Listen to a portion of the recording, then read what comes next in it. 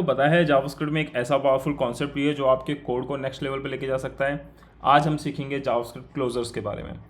JavaScript का सबसे important और मिसअंडरस्टूड कॉन्सेप्ट। नमस्ते डेवलपर्स, मैं हूं कोडेश भाई। अगर आपको क्लोजर कंफ्यूजिंग लगते हैं या समझ में नहीं आते हैं ये इतने इंपॉर्टेंट क्यों हैं जावास्क्रिप्ट में, तो ये वीडियो आपके लिए, और इस वीडियो को एंड तक ज़रूर देखना। इस वीडियो के एंड तक आप लोगों को क्लोजर के बारे में सब कुछ समझ में आ चुका होगा और आप इसको अपने रियल वर्ल्ड प्रोजेक्ट के अंदर यूज़ भी कर सकेंगे। तो सबसे पहले इस चैनल को सब्सक्राइब करो और वीडियो को लाइक करना तो बिल्कुल मत भूलना। तो क्लोजर क्या होता है? क्लोजर की क्या चीज़ है, मैं आपको सबसे सिंपल डेफिनेशन देता हूँ। क्लोजर का मतलब है इनर फंक्शन को आउटर फंक्शन के वेरिएबल याद रहते हैं। मतलब हम एक फंक्शन के अंदर फंक्शन बनाएंगे जो कि हम कह सकते हैं नेस्टेड फंक्शन है। जैसे हम लूप्स बनाते हैं, एक लूप के अंदर दूसरा लूप, नेस्टेड लूप। सेम हम एक फंक्शन के अंदर फंक्शन बनाएंगे और इनर फंक्शन अपने आउटर फंक्शन के वेरिएबल को याद रख सकता है इवन आफ्टर आउटर फंक्शन खत्म हो जाए तब भी। यानी आउटर फंक्शन अपना काम रिटर्न कर चुका है, यानी आउटर फंक्शन रिटर्न कर चुका है वैल्यू जो उसे रिटर्न करानी थी, उसके बाद भी इनर फंक्शन आउटर फंक्शन के वेरिएबल को याद रख सकता है। तो ये है क्लोजर। आइए इसको कोड से समझते हैं। अब मैं एक फंक्शन बनाता हूँ आउटर, और इस आउटर फंक्शन के अंदर मैं एक और फंक्शन बनाता हूँ जिसका नाम रख देते हैं इनर। तो ये एक नेस्टेड फंक्शन हो गया। तो ये बेसिकली एक क्लोजर है। अब मैं क्या करता हूँ, इसी फंक्शन को, इनर फंक्शन को रिटर्न करा देता हूँ। ठीक है। अब यहाँ पर मैं एक वेरिएबल बना लेता हूँ नेम नाम से, और यहाँ पर एक वेरिएबल बना लेता हूँ ग्रीटिंग नाम से, जिसमें मैं लिख देता हूँ हेलो। ठीक है। अब इस इनर फंक्शन के अंदर मैं कंसोल लॉग लगाता हूं और यहां पर लिख देता हूं ग्रीटिंग प्लस हेलो। ठीक। अब यहां पर आप देखो कि आउटर फंक्शन ने क्या किया है, एक इनर फंक्शन को रिटर्न करा दिया है। अब इसने इनर को रिटर्न कराया है। इनर क्या है? इनर एक फंक्शन है। तो जावास्क्रिप्ट में हम एक फंक्शन को एज अ पैरामीटर भी भेज सकते हैं, फंक्शन को रिटर्न भी करा सकते हैं। तो हमने यहाँ पर क्या किया, फंक्शन को रिटर्न करा दिया। अब सिंपली हम क्या करेंगे, एक वेरिएबल बना लेते हैं जिसमें हम रिटर्न वैल्यू को होल्ड करेंगे और आउटर फंक्शन को कॉल कर देते हैं। आउटर फंक्शन कॉल किया और इसने अपना इनर, यानी जो इसने अपना इनर फंक्शन है वो रिटर्न करा दे, तो दैट मीन्स आउटर फंक्शन का काम खत्म। अब यहाँ पर हम इनर फंक्शन को कॉल करा देते हैं और इस इनर फंक्शन के इस आउटर में जो हमें पैरामीटर पास करना था वो पास कर देते हैं, जो कि है कोडेश भाई। अब आउटर फंक्शन में हमने एक पैरामीटर पास किया। इस नेम के अंदर कोडेश भाई आ जाएगा, ग्रीटिंग के अंदर हेलो है ही ऑलरेडी। अब हमने यहाँ पे इनर को कॉल किया है और ये इनर फंक्शन दोनों के दोनों वेरिएबल जो एक्सेस कर रहा है, दोनों के दोनों कहाँ के हैं, वो हैं आउटर फंक्शन के। तो आउटपुट देखें, आउटपुट में आया, सॉरी हेलो की जगह आएगा नेम। तो आउटपुट आया हेलो कोडेश भाई। तो यहाँ पर क्या हुआ, यहाँ पर ये हुआ कि आउटर फंक्शन तो खत्म हो गया था, लेकिन इनर फंक्शन को ग्रीटिंग और नेम याद रहे, greeting variable and name variable याद रहे, और उसने उनकी वैल्यू एक्सेस करके हमें एज आउटपुट दिया। तो ये है क्लोजर का मैजिक। अब लेकिन ये काम कैसे करता है, मेन इशू ये नहीं कि क्लोजर होता क्या है, काम कैसे करता है। असली मैजिक क्या है, असली मैजिक है जब जावास्क्रिप्ट फंक्शन बनाता है ना, तो सिर्फ कोड स्टोर नहीं करता, वो पूरा का पूरा इन्वायरमेंट स्टोर करता है। ठीक है। जहाँ फंक्शन क्रिएट हुआ था वो पूरा का पूरा इन्वायरमेंट स्टोर कर लेगा। इसे हम कहते हैं लेक्सिकल इन्वायरमेंट। और लेक्सिकल इन्वायरमेंट दो चीज़ों से बनता है। पहली चीज़ इन्वायरमेंट रिकॉर्ड और दूसरी चीज़ आउटर इन्वायरमेंट रेफरेंस। अब ये इन्वायरमेंट रिकॉर्ड क्या है, ये स्टोर करता है सारे लोकल वेरिएबल्स को और फंक्शन डिक्लेरेशन को। इन्वायरमेंट रिकॉर्ड्स के अंदर हम स्टोर करेंगे क्या, सारे local variables and function declaration. और आउटर इन्वायरमेंट रेफरेंस क्या करेगा, ये पॉइंट करता है पेरेंट स्कोप को। किसको पॉइंट करता है, पेरेंट स्कोप को। जब भी कोई फंक्शन कॉल होता है तो जावास्क्रिप्ट में एक लेक्सिकल इन्वायरमेंट बनता है, एक नया लेक्सिकल इन्वायरमेंट बनेगा। अगर वेरिएबल करंट इन्वायरमेंट में है, करंट इन्वायरमेंट में वेरिएबल है, यानी इस इनर के अंदर वो वेरिएबल होता तो उसको एक्सेस कर लेता। अगर करंट इन्वायरमेंट में वेरिएबल नहीं है तो वो क्या करेगा, उसके पेरेंट में जाके उस वेरिएबल को सर्च करेगा। जैसे यहाँ पर हमने जब इनर को कॉल किया तो इसने चेक किया क्या ग्रीटिंग और नेम करंट इन्वायरमेंट में है, उसने बोला नहीं है, नहीं है तो ठीक है, अब पेरेंट में जाके सर्च करो। तो पेरेंट में गया, यानी ग्रीटिंग और नेम उसे पेरेंट में मिल गए। तो ये प्रोसेस अगर पेरेंट में नहीं मिलता तो ये ग्लोबल स्कोप में जाके चेक करता है। ये प्रोसेस जब तक चलता है जब तक ये ग्लोबल स्कोप के सारे वेरिएबल्स को चेक नहीं कर लेता। तो इसको हम बोलते हैं स्कोप चेनिंग।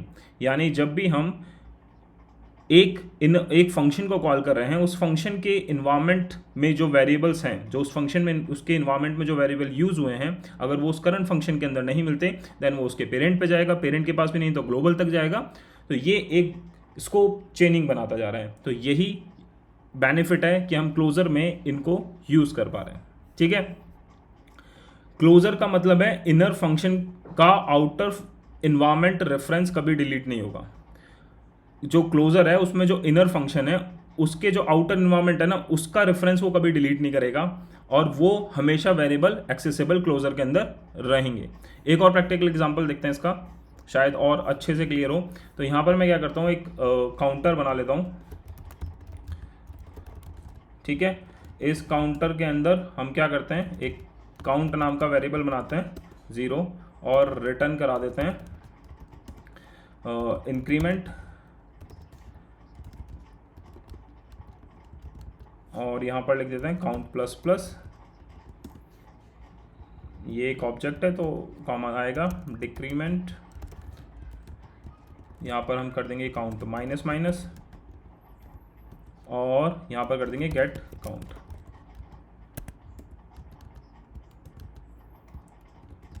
और हम यहाँ पर रिटर्न करा देंगे काउंट। ठीक है हमने ये रिटर्न करा दिया। अब जब मैं इस काउंटर को क्या करते हैं कि हम दो वेरिएबल बनाते हैं, उसके अंदर रखते हैं काउंटर को और एक रखते हैं काउंटर 2, इसको भी काउंटर ही कॉल कराते हैं। अब ये क्या करेगा, जब ये वाला काउंटर कॉल होगा और ये वाला काउंटर कॉल होगा, दो अलग अलग लेक्सिकल स्कोप बनेंगे जिसमें काउंटर 1 के पास अपना एक काउंट इक्वल टू 0 होगा और काउंटर 2 के पास अपना एक काउंट इक्वल टू 0 होगा। और हम इसको एक्सेस करते हैं, जैसे अब मैं करूं काउंटर 1 डॉट इंक्रीमेंट। ठीक है, इसको ही हम 2 बार कॉपी कर लेते हैं। अब यहाँ पे कंसोल करा देते हैं, यहाँ पर लिख देते हैं हम काउंटर 1 डॉट गेट काउंट। ठीक है, फिर हम क्या करते हैं, काउंटर 2 कर लेते हैं, काउंटर 2 डॉट इंक्रीमेंट, और यहाँ पर कंसोल लॉग लगा देते हैं काउंटर 2 डॉट गेट काउंट। अब ये क्या करेगा कि जब ये काउंटर 1 कॉल करेगा तो यहाँ पर वैल्यू आ जाएगी 1, फिर यहाँ पर वैल्यू आ जाएगी 2, और जब हम इसको गेट काउंट करेंगे तो यहाँ पर आउटपुट में आएगा 2। बट जब काउंटर 2 डॉट इंक्रीमेंट होगा तो वैल्यू 1 नहीं होगी, सॉरी वैल्यू 2 नहीं होगी, वैल्यू 1 आएगी, क्योंकि काउंटर 1 का लेक्सिकल इन्वायरमेंट अलग है और काउंटर 2 जो हमने ये वाला फंक्शन कॉल किया है इसका लेक्सिकल इन्वायरमेंट अलग है, दोनों का अपना अपना काउंट है। ठीक है, तो यहाँ पर हमें आउटपुट में मिलेगा 1। ठीक, यहाँ पर इसको क्लैरिफाई करने के लिए क्या करते हैं, यहाँ पर लिख देते हैं काउंटर 1 और यहाँ लिख देते हैं काउंटर 2। ठीक, रन कराएं इसको और डॉट, अच्छा ठीक है, गेट काउंट के आगे भी कोई डॉट लग गया है, ये भी ठीक है। ठीक है, काउंटर 2 एंड काउंटर 1, ज़्यादा क्लैरिफिकेशन मिलेगी, ज़्यादा अच्छा लगेगा। ठीक है, काउंटर 1 के अंदर 2 आया, रीज़न कि हमने काउंटर 1 के इंक्रीमेंट को 2 बार कॉल किया, तो ये इसने इस काउंट की जो इसके लेक्सिकल इन्वायरमेंट जो में जो इसके पेरेंट में जो काउंट था उसने उसके अंदर 2 टाइम्स प्लस प्लस किया और आउटपुट में 2 दे दिया। यहाँ पर 1 टाइम प्लस प्लस होगा और आउटपुट में ये आ जाएगा। तो स्टेप बाय स्टेप एक बार और समझते हैं। क्रिएट काउंटर कॉल करते वक्त एक नया लेक्सिकल स्कोप इन्वायरमेंट बनेगा जिसमें काउंट की वैल्यू 0 स्टोर हो जाएगी। रिटर्न होने वाले ऑब्जेक्ट के हर फंक्शन में, यानी जो ये जो फंक्शन है ना, रिटर्न जो ऑब्जेक्ट हमने ऑब्जेक्ट रिटर्न किया, इसके हर फंक्शन में इंक्रीमेंट डिक्रीमेंट और काउंट होगा, यानी गेट काउंट होगा, वो अलग अलग होगा। ठीक है, और वो उस लेक्सिकल इन्वायरमेंट से उसको रेफरेंस मिल जाएगा। अब क्रिएट काउंटर फंक्शन जो है वो कंप्लीट हुआ, ये जो काउंटर फंक्शन है ये कंप्लीट हो गया, लेकिन जो काउंट वेरिएबल है वो मेमोरी में स्टे करेगा, क्योंकि जो ये फंक्शन रिटर्न किए हैं ये उसको एक्सेस कर रहे हैं, तो ये उसके मेमोरी में रेफरेंस कर रहे होंगे। और जब भी हम इस काउंटर 1 को यूज करेंगे तो ये रेफरेंस ही वो होगा जिससे हम उस वैल्यू को इस काउंट वेरिएबल को एक्सेस कर पा रहे होंगे। तो जब भी हम क्रिएट काउंट की जो काउंटर है हम इसको कॉल करेंगे तो एक लेक्सिकल इन्वायरमेंट बनेगा और उस लेक्सिकल इन्वायरमेंट में इस काउंट की वैल्यू 0 होगी। तो इसलिए काउंटर 1 और काउंटर 2 के केस में वैल्यू में स्मैश नहीं करी। यहाँ पर जब 2 इंक्रीमेंट हुआ था तो और उसके बाद हमने काउंटर 2 से इंक्रीमेंट किया तो उसने उसको 1 ही किया, क्योंकि काउंटर 1 का लेक्सिकल इन्वायरमेंट अलग है, काउंटर 2 का लेक्सिकल इन्वायरमेंट अलग है। तो सबसे इंपॉर्टेंट बात यह है कि जो काउंट वेरिएबल है वो कंप्लीटली प्राइवेट है। वो प्राइवेट वेरिएबल इस काउंट फंक्शन के बाहर एक्सेसिबल नहीं है, बट इसके इनर चाइल्ड इसको एक्सेस कर सकते हैं। यही मेन जो हम क्लोजर बनाते हैं उसमें मेन प्रोसेस रहता ही ये है कि हम इसमें प्राइवेट वेरिएबल्स बना सकते हैं, डेटा प्राइवेसी के लिए यूज़ कर सकते हैं। और हम इसको किस लिए यूज़ कर सकते हैं, हम इसको फंक्शन फैक्ट्री बनाने के लिए यूज़ कर सकते हैं और एसिंक ऑपरेशंस हैंडल करने के लिए यूज़ कर सकते हैं। बट हमेशा हमें ये ध्यान रखना है कि क्लोजर हर जगह यूज़ नहीं करना है, जहाँ नीडफुल है, जहाँ ज़रूरत है।